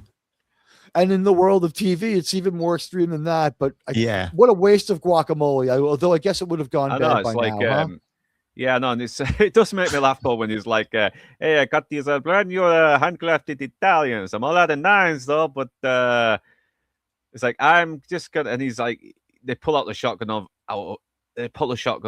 at him, and he decides, "I'm just going to walk away, okay?" And you can tell he's fucking frightened as well. He's like, give me the usual. Wait, what? And never mind. Do you have a phone? So he rings the fucking he rings Morgan, doesn't he, to send his goons down to take them out. And obviously they do the whole big, tough, heavy, like, hey, that stand you hid was from Morgan's. And they're not impressed because they just fucking gun him down, don't they? And Izzy gets hit with a fucking sauce thinking he's been shot. And I'll give credit, though. This guy fucking actually tips the waitress and says, great hamburgers, man. So that did get a laugh out of me. That's uniquely American, and that is a John Dillinger thing. John Dillinger used to rob banks and then give the people like 100 each on the way out. It's like, here, this is the money they stole from you, like trying to like garner an everyman image. Yeah, that's he knew the value of early press, right? Seemed like a Robin Hood, so he had some sympathy when he was taken out by law enforcement, and that's why his legend sort of endures. That and like his girlfriend had some tragic poetry stuff. Yeah. PB has a good point, yeah, because sometimes these shootouts are very quick, and before you realize what the fuck has happened, it's all over with. So this was really well directed, it by is the still way. very And visceral. we I'll lose give you that. I Gus. mean, yeah, Major it is actor very dies in this visceral. It's one. still very intense, and you still got that little bit of humor with Izzy thinking he's being hit, but really it's just sauce. So it's like, it's all right. It's only bolognese. So I think the humor was to bail out the visual. They wanted the splashing red liquid, but they had to get out of having it be blood, because who would do this? It's a little bit insane. Like, what is he, Dracula? But we lost Gus from Breaking Bad, dies in this scene. We should just make note of that. yeah, He it does. I mean, he approaches gets fucking. them. Yeah, he slides across the floor. You see the blood slide on the floor when he slides. The shotgun shoves him a few feet. These guys are out of control. But the inciting incident is Giancarlo Esposito walks up to them, and he's kind of making sense and talking in a cogent manner, but they get so nuts so fast that he's like, maybe you guys should kind of think about it as his tact, and don't F with us is sort of implied. And he just, oh yeah, blam! And then they just kind of pop off a few rounds, and they're yelling and screaming. Everybody's terrified. I don't know how to really categorize the reaction. It's hard to say how people would react. They kind of were already a little too out of character as human beings in the world, like seeing people brandishing weapons and not quietly leaving the restaurant or trying to get to a phone. At least Izzy had the sense of justice to bring in someone to intervene. It wasn't the police yet, but he's not there yet. So good. Don't you think this would have got him? Don't you think this would have got him arrested for aiding and abetting some criminals? Maybe he had to get Crockett and Tubbs on the phone, but he knows they have a car phone. I would have called them first, but this does make the episode more interesting, so he gets a pass on that, and it's good in his character arc for the long term. But yeah, you're right. Like, he's at some legal jeopardy too. He's already been he's not too far away from bank robbery, which is 25 years to life. I know, but then again, couldn't he have called the cops and says, bring backup? But obviously he's doing it, but he is doing it mostly just for the money. It's like, hey, Morgan, give me an offer. I couldn't abuse, I got dental. So at least he's honest. He's doing it for the money, isn't he? At least he's doing it for the money. It's not, I mean, yeah, what he's done is illegal, but at least he's being fucking honest about it. But he tries to justify. I want our British audience and international audience to know that if he were a criminal and he were to make that phone call, not only would he be given amnesty for his crimes short of murder, like if he did have to go pay a price for it, it would be highly expedited, and they would try to do something. Because we're talking this has the situation to be hostages and multiple murders. If this guy has a few parking tickets and he just drops the dime, even that bank robbery, we're talking and then people know this, I would drop the dime on these guys for the letter from the DA saying I should do 3 years in minimum security for my bank robbery, which is 25 years to life, out in 1 year because they would give it a plea bargaining. This is such a civic good deed at such great risk to himself. He would have been on the news. This whole story would have been on the news. And it's the unlikely criminal. It's our Lord himself was crucified next to a thief, and it was a thief who was the hero of this story. This is the kind of thing people eat up. So Izzy is in a strong position, but then again, he has only seconds to think of it. But at least he tries to stop what could have been a very dangerous situation. Maybe, I don't know, but I don't know if he called maybe the cops, they could have got some backup and maybe taken these guys out. I mean, it's I don't know. It's your assertion is definitely logical. Just our international audience should know. Americans just take this for granted. There's a lot of amnesty and leeway done for. If you do a truly good deed, even if you're if you're a borderline criminal, if you steal cars or something like that, but you stop something like this, they're going to be we're going to keep an eye on him and he's going to have house arrest, but someone's going to give you a job. Someone's going to there will be a GoFundMe to help you get some education and get some skills. People will be appreciative of people are going to go on TV and say I thought I was going to die, and this man risked his life to make a phone call to Crockett and Tubbs, and Crockett and Tubbs are going to be he's changed a lot since that bank robber we met a couple of weeks ago. Maybe, but obviously they're pissed off about it as well, and it's hey, could have been you lying down there if I'd have called you, and he's yeah, you smell like a French fry. He's not fully done with his face turn yet, but that would be poor character pacing. We got several seasons to go. He's still in the dark side of the gray area. He's swimming towards the light. He does kind of cut the bullshit though, saying, you can't catch these kids. They ain't afraid of anybody. Anybody. And this is where Tubbs finally meets Brenda, and they have breakfast. And once again, Tubbs showing to be very fucking intelligent. He seems to be able to catch on to what Brenda's talking about with the investments and renovations, which I think might be a little reference to Miami being renovated for the show, just so it can capture that pastel look. But I do like the fact that he knows what she's talking about, and as well, and the kind of it kind of makes Sonny look a bit stupid as well, because he doesn't know that fucking shit. It's like, I was playing football, I ain't got no time to talk about architect and all that shit. So you know what? Miami real estate's spiking at this point, so improving your home there is only going to make things much better in the most economical possible way. You're already in the right place. So if you make your home a beautiful palace, if you've got a decent location on top of that, this is an investment that will get you real estate anywhere in America, or, a rental property that will take care of an entire life with an apartment.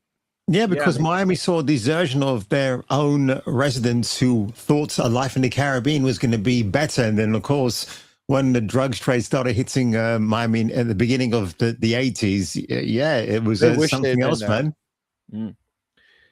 Yeah, so after he leaves, Tubbs does get a bit more serious now, because I think he is trying to test her, see if she is kind of responsible for why Sonny is getting distracted. Maybe she is maybe kind of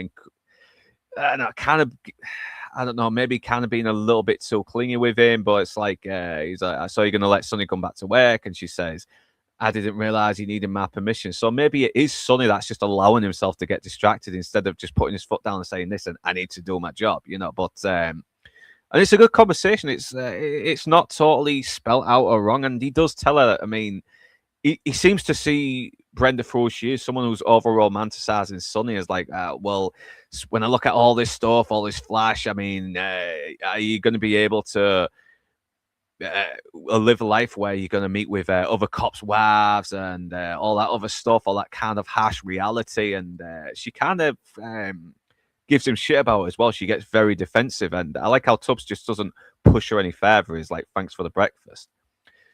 So then we get Izzy. So later on, we get Izzy trying to sell these fucking clogs for some reason. He's getting cramp in his foot, and I think Tubbs does kind of like Brenda a little bit. I think he likes her a lot more than he expected. He's actually seen that she's not totally selfish, maybe a little selfish, but she still kind of cares for Sonny, maybe in her own little way. But I think he was hoping for that, but he was also like, he's got two reasons. Like, he cares about his friend. He would hope that his relationship works out, but his his survival is invested in this. He says a couple of times in so many words, take a couple days off if you're distracted. So I think he wants to get a read on how swooning Sonny is. It's like, when he goes over there, what's Sonny up to? Like, how far over the line is he, and how irresponsible will he be? Yeah, because he's not met yet up until this point, and he needs to see what's going on. But obviously, he needs Sonny for the case as well, and yeah, he plans his actions around how out of it Sonny is. You know what I mean? He's not going to rat Sonny out he's not going to go to the lieutenant and tell him that Sonny's out of it. But if he keeps telling him to take a couple of days off, Sonny's misjudging himself here. He thinks he's more of a competent workaholic than he is. Tubbs has a better sense of Crockett than Crockett does, which is kind of a cool buddy cop dynamic. And what he's doing is he doesn't mind that this woman might be in love with him and Sonny might be in love. And he's accepting of the fact that he'll either stay partners with him or he won't. But this new relationship's a factor. And right now I have to survive, or it won't matter how happy my friend is. So I need a read on this. So while he's pleased with what he finds out, he's going to try to adjust his investigative technique to be around Sonny's shortcomings. The problem is that Sonny isn't upfront with them, and they're able to pass themselves off as not quite as swooning as they are, and then maybe oversleeping and having a few too many beers the night before figures into what happens later. It might be random what happens later, but he's rightly concerned, but he's also happy his friend is happy. Yeah, no, I mean, he's still, because he's still a delicate acting job. Because he doesn't seem to be very antagonistic towards Brenda. I mean, he's happy. Giving her a harsh truth. He's giving her a harsh truth here as well, because she's lived a very fancy life. She's she hasn't really. I don't think she ever understands what kind of responsibilities comes with being a cop's wife. You know, a cop She has could get to an deal with education harshness about and 5 seconds. Yeah. And I like how he's saying, so what do you think of her? It's like, hey, nice lady, but not your type.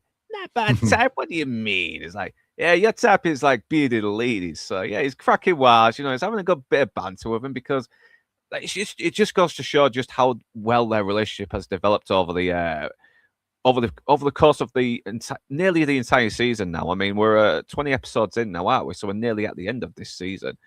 So then he talks. Izzy shows up talking about this deal going down, but now it's not going down because the woman killed the guy. And then he tells him about that they're gonna hit the hot dog stand as well because in the restaurant they mentioned it earlier. So they have a case to go on. And so it's like, okay, let's drive. And they start to fucking drive with him on the fucking hood. He's like, hey, careful, man. These streets are on fire tonight, man. So so they do the stakeout. They think they're about to, they think they've been had when this guy walks out. But it turns out he's just a guy getting the papers. And he's like, oh, thank God. I was just about to unload my pistol on him and shoot him in the head and the nuts a couple of times to make sure. I was like, what? Nothing. So, but nothing that much happens. We see a lot of the hot dog vans come in, so they start to call it a day. And this is where the lovey-dovey talk starts to take a little bit of a turn now because she starts asking questions about what kids, how many kids do we have? You know, it's like, my God. couple and a dog, yeah. Role playing as husband and wife this early in your relationship. Yeah, she's really jumping ahead, isn't she? I mean, in that refrigerator is a well-boiled bunny. Yeah. But then it does sort of take the time where, where she is starting to realize that, being with this guy is going to be a lot bit responsible as well. And she asks, questions of what Tubbs mentioned earlier. And it pisses off Sonny, so he decides to go to bed. And this is where Sonny becomes an even bigger idiot because he's supposed to be meeting up with Tubbs at 6 a.m. He doesn't set his fucking alarm. How did he not set his alarm? You knew you had to be up at 6 a.m. Or tell the chick that's not classified police operational material. It's not like she's going to be up.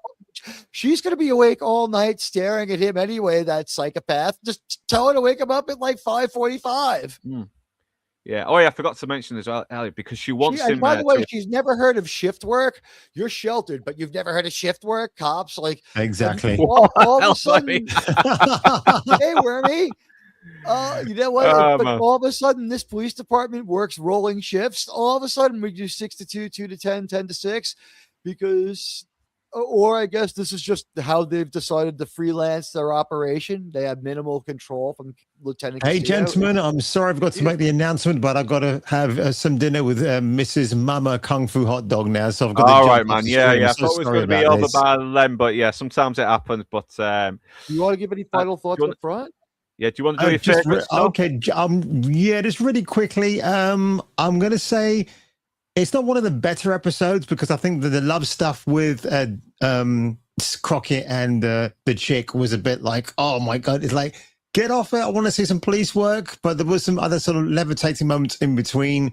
Nelly Martin Ferrero. And I've got to say, my favorite quote of the actual episode was earlier on when he's talking to Kim and then Johnson says, yeah, I want to catch a repeat of my mother, the car.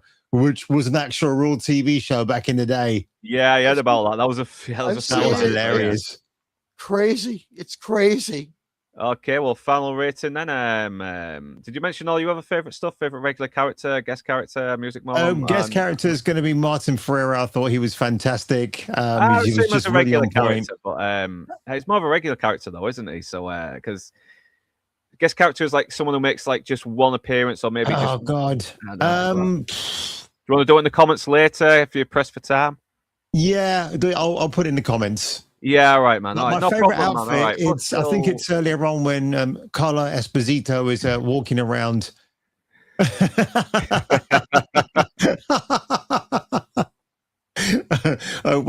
Esposito's walking around and the guy next to him's got a really cool outfit on. I think it's like a grey jacket and a sort of a plaid blue shirt. It's really cool.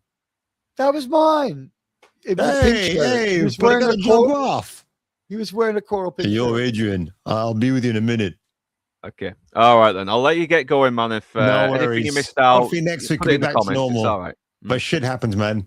Yeah, I know. I kind of lost track of time as well. Otherwise, I would have give you a little bit more time to explain this. See, I'll catch up with you in a week on some DMs.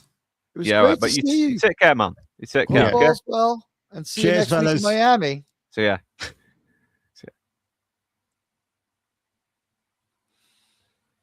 Well, and thank God he's gone. Thank God he's gone. He's so terrible, isn't he? Now, man, seriously. All right. So the general talent level has leveled down, but you know what? The insanity level has leveled up. So here we go. Yeah, because she mentioned Ellie, she is trying to get him to retire pretty quickly, and of course he's not going to retire. He lives for this fucking job, you know. Which causes him to get pissed off, and occasionally he doesn't set the alarm, and Tubbs waits for him and gets beaten up by Morgan's men, and fucking hell, look at those legs on her, man. She has some fantastic legs back in the day. I don't know if she still has them now. I know she's probably in the 60s, maybe getting close to her 70s now, but much closer to the 70s, yeah.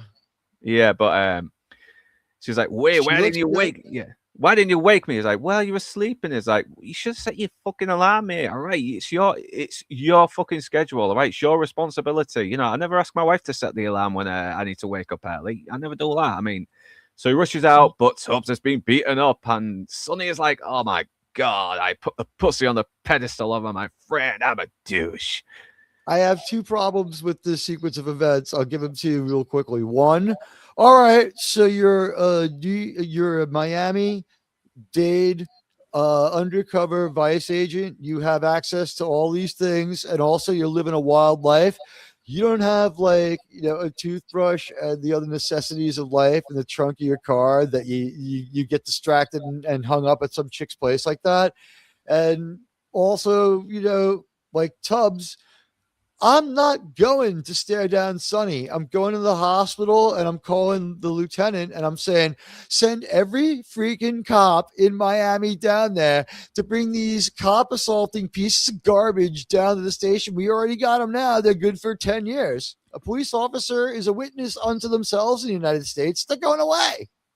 And well, they kind of use that, don't they? Because so that way they can close them down and then take the hot dog stands and go undercover, don't they? So that is a clever, yeah. The hot dog stands, we forgot to say, well, there was a little exposition earlier.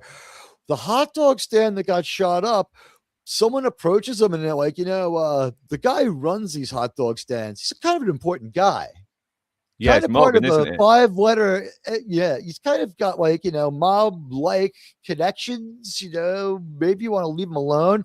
So he does have a whole bunch of hot dog stands, which are great for laundering money and a legitimate business.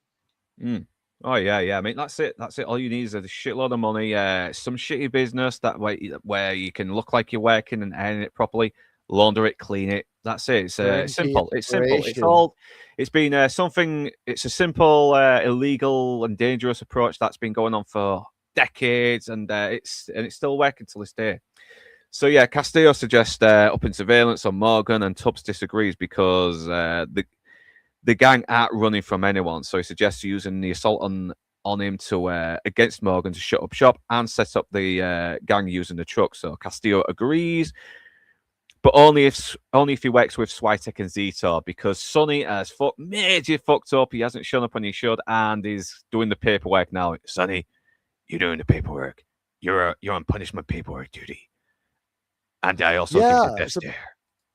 You know what? We needed to see Sonny desk bound and doing some paperwork to pay for the earlier episodes where we were two Starsky and Hutch, and we used to have opening shootouts where a few people would go down and we'd walk away like it was the Old West. So a little more grounded now. I was glad to see that they were just like, Sonny, there's a little bit of consequences for being late for work. You're a management level cop. You're not some patrolman who, by the way, would have been fired for this. This is, but my father was a detective. There was, late for work is late for work. Although I guess the out is at this level of police work, you're always on the clock. Yeah, I mean, even states like, he was going to be seeing Brenda on the night, the night where the nightclub got shot up, but he had to ring her because there were going to be another hour because they still hadn't finished checking the numbers of that was called from the hotel they was in. So yeah, and he gives him that look as well. He doesn't say how fucking disappointed he is as well. He just looks disappointed, and Sonny just knows that straight away. He knows he has fucked up, and his friend has paid the price for it. His partner has paid the price for it. He knows he feels responsible now, when he should. So this is when we got the montage where it starts trying to montage songs into flashbacks as music videos because as soon as it goes hot beat, it cuts back to Sonny, cuts back to Castillo, back to the boat, back to Castillo's death stare as well. Very music video edited, everything. This was a weak song for how much it had to carry. I know. I mean, it gets used again in Manhunter though, doesn't it? I guess the musician was friends with Michael Mann, or maybe Michael Mann might be a musician part-time for all we know. Hey, Kids and Movies, all right. Nice to see you again. I mean, I hope you enjoyed the Obsession stream as well, and I'm glad to see you back, man. It's the bad news is you missed Kung Fu Hot Dog. The good news is his performance was recorded. We knew this one was going to be so good, we recorded it. Yeah, I mean, it's not my favorite song of the Miami Vice things. I think we'll probably get onto that later as well. And I think this shot gets recycled a couple of times too in the later episodes, or maybe even one of the previous episodes. This is his access to his second boat of the episode. This was what I referenced earlier. I would like to be able to blow off steam, just like blow it, like shooting around the harbor in my speedboat, in a cigarette boat that the department confiscated from some drug dealer. Did he also empty a clip in the air? How cowboy was he while he was getting over the fact that he felt guilt? Because we see Castillo staring him down over and over in this musical montage that's intercut with him racing around the harbor, blowing off steam like a maniac in a way that could get you killed or hurt other people. It was a little bit nuts. I know, it's just sitting on the back, isn't he? Is he fucking driving the boat? It's like, what the hell, man? I enjoyed the aesthetic. It looked beautiful, but it was a bad comment on how he processes things. He's being a baby a lot, again. Yeah, it's like sometimes I just need to go down the boat and smoke and think about my football career and all the people I let down, so I can get back up and be a tough guy again and rescue my friend at the end. So empty the clip in the air while I'm whipping around in the speedboat. Yeah. So Acres of Movies, you said this before. Thanks from Stacey. Oh, so you're Stacey. I do apologize. I thought you was I thought someone called Stacey was also seeing my videos and wanted to say thanks as well. But yeah, okay, man. If that's your real name, okay. Now I know. Now I know you're a woman. Okay. Are you? No, I'm joking. I hope you're having a good weekend, by the way, as well. And so I don't know if this was my favorite episode here because of movies. It's next week is definitely, and I can't wait to talk about that. But for now, I'm gonna press on to this because we're at the end now, and I like the fact that Tubbs is awesome. He's really fucking intelligent. He knows about botanical gardens. He knows about religious artifacts, that have been fixed to use for drugs. He knows how to play the saxophone. He knows architecture, everything. And you got Zito playing the hot dog ice cream guy, and he looks right for that part to be undercover. So. And Sandra Santiago isn't wearing a bikini. What the hell? Come on, you're sunbaking. Get that bikini on, love. You got the figure for it. And he looks good as well. He looks like, Tubbs looks fucking good as well with the saxophone and the double-breasted suit. I mean, he looks like a really cool sort of Flash busker, doesn't he? Who played the saxophone? Because I would not be surprised if it was him. Because he is a musician as well. I don't know if is he okay. It was very. I'll have to have a look. Look it up. For my me opinion of it was highly competent saxophone playing. My guess would be in vogue of the moment sax guy Clarence Clemens. It did not sound like the guy from the Stones. It was great saxophone playing. The only thing about it was they must have wanted to show it, and it leans towards it being him. So because of this is not something you want to be doing on what they said was like a record hot heat wave that they'd been enduring in this episode. We kind of like that in the meta of this episode is they're enduring worse heat than usual. It's been hotter than hell in Miami. Yeah, no, I mean, fucking hell, he's got that dark suit on. I'm hoping it's a really good breathable suit as well, where you can absorb a little bit of heat, But But yeah, he comes by to sort of say, listen, maybe we should slow things down. And instead of having this wonderful fantasy, we should have this reality, and the dialogue is kind of, I don't know, it depends on your taste. I think it's really fucking sappy and cheesy, but but thank God for Don Johnson's natural charisma. He kind of pulls it off, though. He makes it sort of tolerable.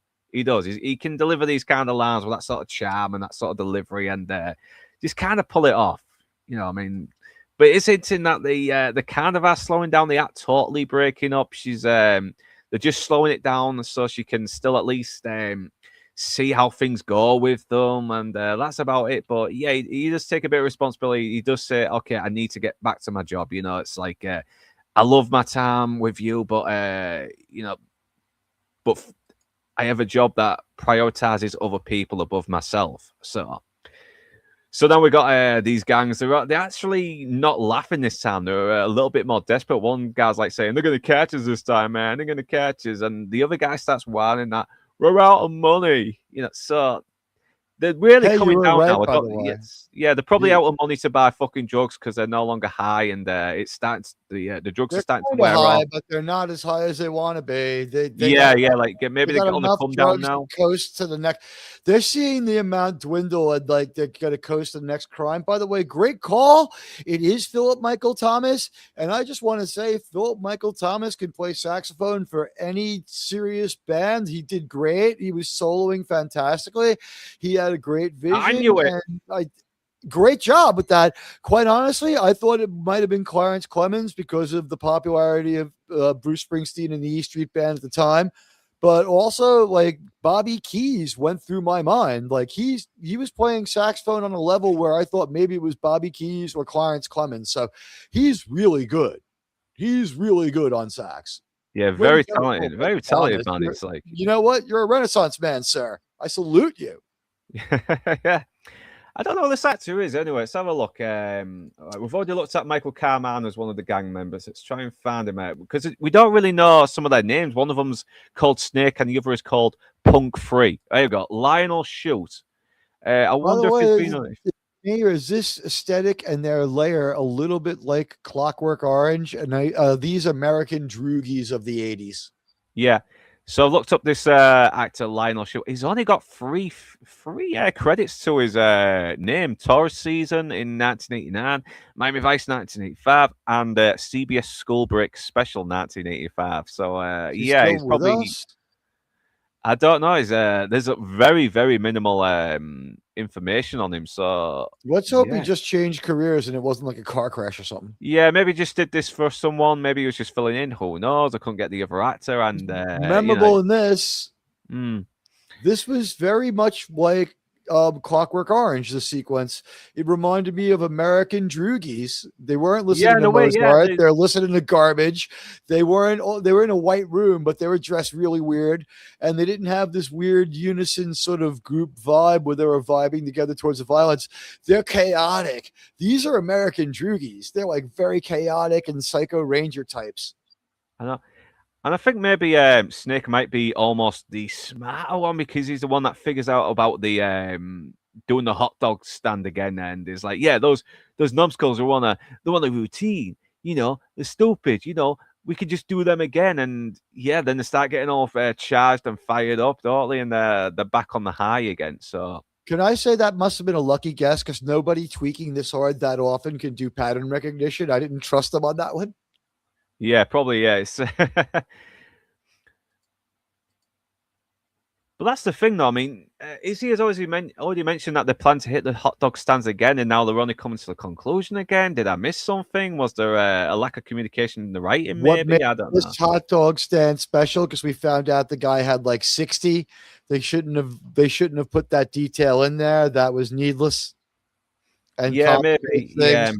How do we draw them to this hot dog stand? Yeah, maybe they should have cut that last scene out anyway, because we've already got Izzy mentioning that they're planning to hit the hot dog stand anyway, because he overheard them, and so now they're about to. They try to stick up Tubbs. He guns him down with a shotgun. The other guy tries to kill him, but then Zito saves his ass. But then we got Punk 3, who starts chasing him all over the park, and it's looking like he's cornered. But Sonny comes out and to the rescue. Guy shouts, "Nobody lives forever," and he fucking guns him down. And we have the final words where Tubbs is glad to see his partner has come for him. He doesn't say, "Thank you, I knew you'd come for me." They just say this one-liner, "Fancy going fishing? I'd rather go trolling." And then that's it. It ends. And yeah, it's an okay episode. I mean, if Acres of Movies, if you like this episode, that's fine. PB, if you like this episode a lot more than fine. It's kind of average for me. So we are going to go to our overall opinions and then our favorite regular character, then guest character, favorite outfit, favorite music, favorite quote, and then final rating. So on my overall opinion on the episode, it's average, but not as bad as the last time I watched it. I do like that Tubbs maybe wondering if Brenda might be using Sonny, that little bit of ambiguity. But really, it is Sonny that's the one who's allowing him to get himself distracted, which kind of does make him a little bit dumber. And Tubbs does sort of say like she's strong-willed but naive, and it is his bluntness that wakes her up a little and gives her a little bit of redemption, maybe despite her clingy fucking how many kids do you want? Blah, blah, blah. But sadly, she's not really that interesting as a character. I love Kim Grace and other stuff, and but yeah, I don't think this is one of her best roles. And even Gina is kind of written as a little bit pouty and childish here, and I mean, you've been rejected a few times by this guy already, and you should probably get the idea that this is not going to work out. Maybe you should move on to some Liam Neeson type Irish guy. Who knows? And hopefully he won't be an IRA terrorist or something. But the gang are over the top. The fun, but they are very, very way too simplistic as well to be compelling. They're just basically there to be the crazies that they take on, and we will get some better villains later on. So yeah, I'm just I've lost my place on the thing, and yeah, even the secondary villains feel more like plot devices. But I do like the references of Lombard coming back a couple of times. So yeah, and the main cast are still charming, and even Johnson's natural charm helps elevate the more sappy romantic dialogue. But it is edited in weird places, like we've mentioned earlier, like the pool scene that cuts back to Gina, then back to the pool scene. And Izzy does almost steal every scene that he's in, but some of the love scenes do kind of feel a bit like they're a bit repeating themselves a tiny bit with the dialogue, just in different variations. Castillo is still good, shown to be the moral compass as well as the authority figure they need, and even the montage feels a little weird, cut a tiny bit weird in places, and like I said earlier, it does kind of start the whole flashbacks used as montages in the style of a music video to accompany the song kind of trope that we'll see in Miami Vice later on. But it does kind of feel like a filler episode. Not the worst, but I don't know. It's one I can probably skip and not miss anyway. But so Teague, overall opinion on this episode? All right. Well, this episode made me wonder if damage control was a feature or a glitch, and I'm starting to think that it's a feature, at least in season 1. Guerrilla filmmaking didn't show up the way we usually see it show up, but there was, as we said, you mentioned it, like editing issues. We wondered about some of the editing choices. We wondered about some of the things that went on. We again used major actors. We had Giancarlo Esposito in there. That was cool to see. They didn't really use him a lot. The randomness of the street crime, the savageness of the street crime, that was sort of a crutch to a much more like filler story. This was a longer season. I think they strained the production by kind of front loading the better episodes to try to get people hooked, feeling they could survive the weaker episodes, which means that as far as season pacing, it's got to be called a good move, right? Imagine doing this earlier in the season. It's cohesive. We sacrifice a couple of, and they had time to maybe edit it more, but we sacrificed cohesion for a couple of those like early mid-season episodes where we're just kind of like, things are a little crazy and sometimes out of step. But this episode was, as you said, filler. We didn't even think enough of it to get a real good song. The real good song was an older song they got better rights on, but I'll mention my song later. Yeah, and I think I will agree with you on that one, but we'll get to that. So, yeah, favorite regular character now. And I mean, I'm going to go for Izzy because as stupid as selfish as and as much of a weasel he is, there is kind of a self-awareness to him as well. And he just gave me the biggest laugh in the episode. But I would have given the honourable mention to Tubbs as well for still almost being the smartest guy when he needs to be, and still being there for his friend. And and I love, and sort of like letting Brenda know that there is a responsibility to being to be the girlfriend or wife of a cop whose life is practically dealing with violence, and the fact that she could get that phone call one day to say he didn't make it. But yeah, for me, it's Izzy as the regular character. Favorite regular character on this episode? I'm going to give it to Tubbs because he's doing a good job. And we know that Philip Michael Thomas has also kind of been beat up and only really mobile again recently. In fact, we try to keep him seated and try to double him sometimes when we can so that he doesn't have to do way too much. But he's pretty much back. And he does some good acting in this episode. And we beat him up a little bit, which seems like it might have been built into the episode just in case he wasn't too mobile. And maybe they were worried that people might notice him limping around, but we largely didn't, although I wasn't keyed in on it too much. I'm going to say Tubbs. Tubbs showed several different sides of his personality. He understood his friend's need for companionship. He didn't spite it to him, but he was a serious cop who wants to stay alive so that he can fulfill his dreams. And, he's the hero of his own story, right? He's the main character in the life of Tubbs. So he's going to check out Sonny. And while he's pleased that he's in love, he realizes the implications on his life as a cop. Yeah, I agreed. So yeah, now we're on to guest Tubbs. character, and yeah. So I'm going to go on to guest character now, and I'll say the gang as one because they are basically like the same character, all just split into three in a way. They're both just as crazy and unhinged as each other, and they are very complex. And yeah, like I said, they are that interesting, but they are kind of entertaining. I mean, the actors are just going full all in with this, aren't they? They're not phoning it in. They're just having fun, being crazy, and despite the faults, despite the fact they're so simplistic. They do actually bring a lot of energy, though. They do, and they do still present some kind of threat, don't they? And so yeah, thanks for the $5 super chat, Lord Toxic. Man, looking at my old stomping grounds in South Florida brings me back. Sorry, couldn't make this one. Had a OD at the hotel I'm dealing with. Fucking hell, man, Jesus Christ. Yeah, well, I hope the Don't worry, it's fine. Anyway. I got the money from them first. Yeah. Yeah, hope that person fucking hell survives and hopefully it stays off whatever it was they were on. Block. Jesus. Yeah, it fucks you up, drugs. No shade. But good luck. So yeah, favorite guest taking that off, sucks to say. Yeah, favorite guest character, Teague. You know what? The gang might be a favorite, but is he too close to have too large of a role to call him a guest character? Kind of as a regular character because he shows up in a lot of episodes, doesn't he? So there is a strong case to be made that he is a regular character in his role in this episode, but he is arcing nicely. You know what? The gang was already spoken for. It goes without saying that they were the best part about this episode. So I'm gonna say the sleazy hot dog guy who's just like, find out who they are and kill them. Yeah, because I mean, the guest characters are kind of very limited here, aren't they? I mean, next week we can probably already have an obvious one, though, aren't we? And if you know the episode, you're gonna guess who my favorite regular is gonna be. Unless I change my mind after rewatching the episode, who knows? But we'll see anyway once I get my notes on it. Yeah, it's Evan. Yeah, Evan is next week. So okay. So now we're on to music finale. Moment.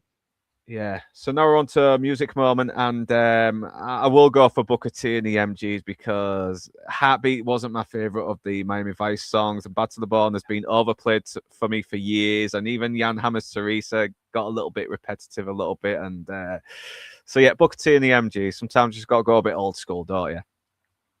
All right, I respect that choice. Solid, but you know what? Let's go with George Thorogood and the Delaware Destroyers, Bad to the Bone, because, hey, at least we had that part of the episode was batshit violence that just carried us along for like 6-7 minutes before we throttled down again. After last week's atmospheric but intense episode, this week we got an atmospheric, slow-moving episode that was like, instead of building up the stuff, it was like bipolar. It was like action, throttle down. Action out of nowhere, throttle down. So I'm going to go with Bad to the Bone because at least it happened during a very exciting moment. Yeah, I mean, it does work for the gang as well a little bit. I think, and plus back then it wasn't as overplayed as much, but I think it was because I kept hearing it a lot in movies, and I used to like it when I saw it in Terminator 2, but then I see it in other movies and like, okay, I'm a little bit done with it. I mean, maybe when I watch Christine again, I kind of tolerate it a little bit better as well. But right, the song is 7 years old at this point. Yeah, so 7 years right? old. Christine is so 79, already, right? old. Yeah, shit, man. Okay, I don't think that's a cover. I think Bad to the Bone is an original by George Thorogood, and I believe that the first time we hear it is in Christine. I'm trying to guess what year is Christine? 82? 82, maybe. Yeah, it was very early 80s. So 82 so this is 85. Song's been around a good 3-4 years. What happened was MTV caused a lot of songs that were still sort of at the bottom of the top 200. They make a video so the song makes a comeback. So there's a glut of songs, but some of them were written a little earlier. And it gives a second chance to stuff that didn't hit the first time. Like, I don't think Cyndi Lauper's album did too well till there was MTV.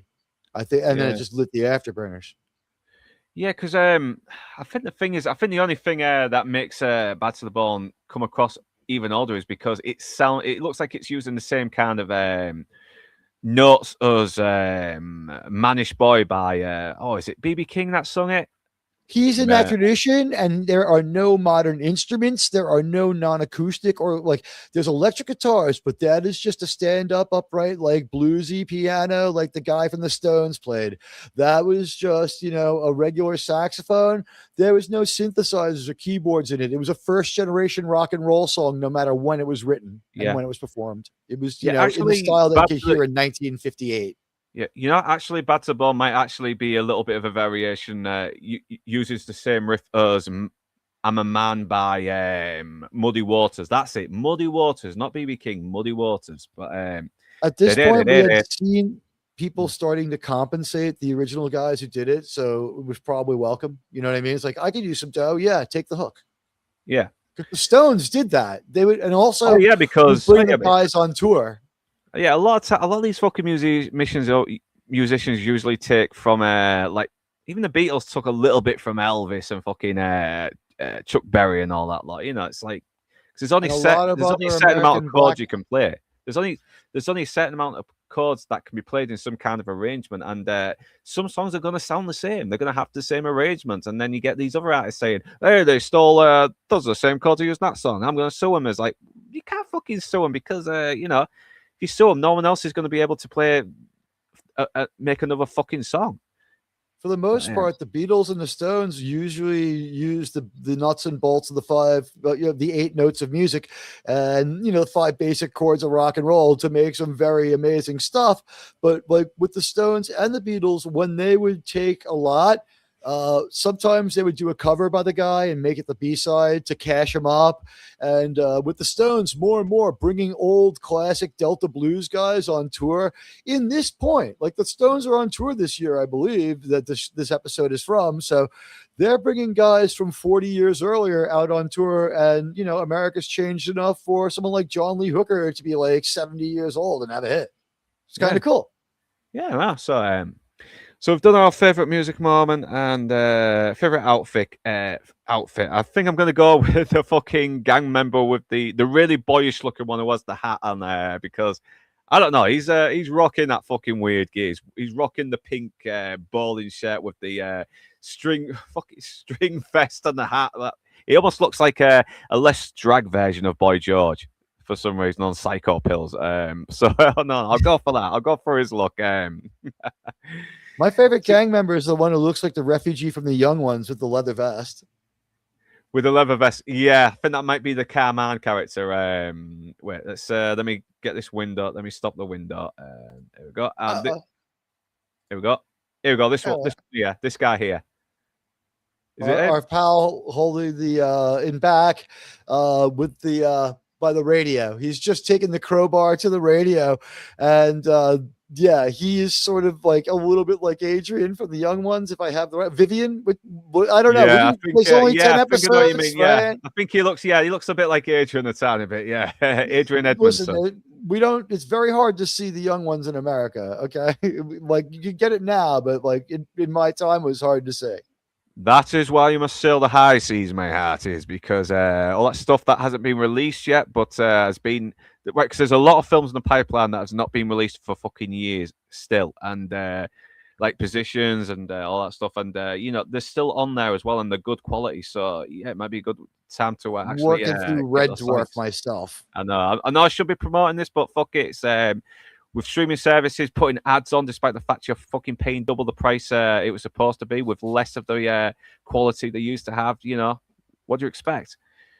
Or you can just get the DVDs and that's about it, because physical copies will always be better, will always be more superior. And the companies can't edit it when some snowflake gets a bit fucking pissy. So yeah. I'll look forward to that. I hope you do, man. It'll be good to keep the chat going with a shitload of stuff. I know what it'll be good to sort of find out stuff I never knew about the episode myself. I love finding out trivia. So yeah, we've done the gang members' favorite outfit and quote. It's got to be is like, these shoes were worn by Richard Gere in American Gigolo. Mostly because it makes me laugh. It does. I mean, you can see Martin Ferrero is just having a fucking ball. He's just playing this role up. He's just delivering every single line with pure conviction. And God, he cracks me up. He does. Favorite quote, Teague? I'm gonna say, follow these guys around, find out who they are, and kill them. By the evil hot dog guy. It was just funny, and like more than anything else, I appreciated the fact that it told us where we were and moved the episode along at a moment where we seemed lost. It's like tactility came back for a while there. Yep. So it's a good little quote that. And anyone in the audience, if you're rewatching this, feel free to leave your favorites that we've mentioned. The outfits, the music, favorite guest character, regular character, quote, etc. Please, it helps the algorithm, and I want to hear people's different opinions. I want people that love this episode to tell me how wrong I am. I want people who hate this episode to tell me how right I am. It's we don't need an echo chamber. We want to hear different views. I'm going to go for my overall rating. I'm going to give it 3 out of 5 fake relish stained Italian knockoffs. And final rating, Admiral Teague. This episode, again, we seem stretched a little thin. I gotta drop this one down. If I could only give a 3.5 to last week, let's give this one a 2 out of 5. 2 out of 5 leather vests. Okay, man, yeah, and unfortunately that is the end of the show now, but thank you very much, Admiral Tig, and thank you very much, Kung Fu Hot Dog. I know you had to rush out a little bit, and if I hadn't lost track with time, I would have given you a bit more time for you to mention more of your favourite stuff and not make you feel rushed. So hopefully you do it in the comments, and everyone else, please do the same as well. Helps the algorithm. And with YouTube being a proper hard ass these days, we need that algorithm to get working. And thank you very much for the $5 chat, so Lord Toxic. Thank you, PB, once again. Always welcome. Acres of Movies, or Stacey. Do you want? Shall I call you Stacey? If not, I'll call you by your YouTube name. It's no problem. And Wear Me Spoons. Once again, thank you very much for joining and keeping the chat going. And yeah, join us next week, same time. Maybe a little earlier, just in case if I get all of my shit done anyway. So watch those notifications and sub to my channel, please. Yeah. Subbing does help. Please share this video. Share amongst your peers. Any other YouTubers who want to jump on, who are starting a YouTube or are thinking of getting into YouTube, please let me know as well, and we'll help your channel. I mean, managed to get 1,000 subs, and I might be able to help you at least get maybe 10 more subs. Who knows? But thank you very much, everyone. And next episode will be Evan, and we may go on early, we may not. We'll see. And so 6 o'clock UK time. Please check the schedule if you're in a different time zone so you can get a proper, accurate reading. So, and whether you beautiful bastards are Northern English or not, thanks for watching. But right now, that's us done, and we're off to the pub. And stay infidel, my friends. Stay infidel and proud.